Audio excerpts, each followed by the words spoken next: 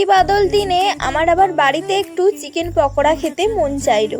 বাইরে যা চিকেন পকোড়ার দাম, তাই ভাবলাম বাড়িতেই আজকে সহজ পদ্ধতিতে চিকেন পকোড়া বানাই।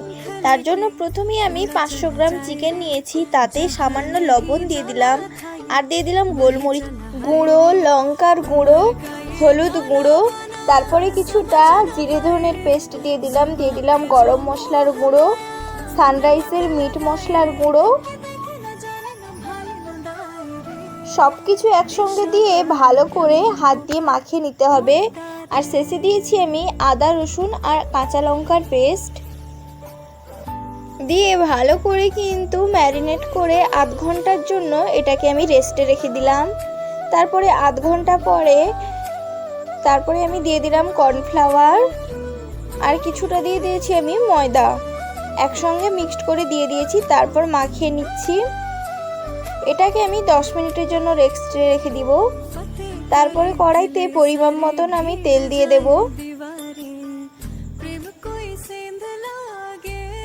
তারপরে কড়াইতে তেলটা 50% গরম হয়ে গেলে আমি চিকেন পকোড়াগুলো দিয়ে দেব।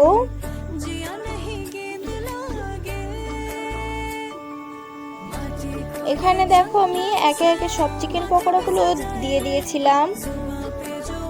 তখনও কিন্তু তেলটা বুদবুদ করা শুরু হয়নি।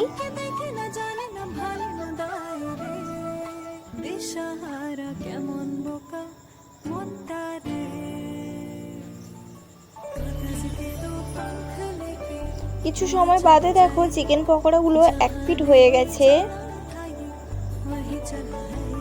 এই পর্যায়ে কিন্তু আমি আরেক পিঠ উল্টে দেব।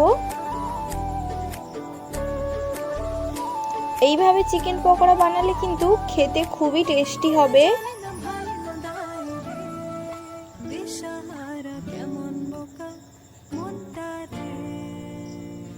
সবগুলো কিন্তু উল্টে পাল্টে একদম লাল লাল করে ফ্রাই করে নিতে হবে।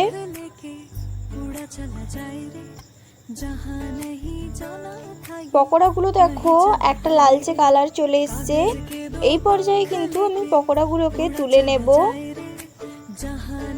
এইভাবে ডিপ ফ্রাই করলে কিন্তু খেতেও দারুণ টেস্টি হবে। তেল ঝরিয়ে এটাকে তুলে নিতে হবে প্লেটে।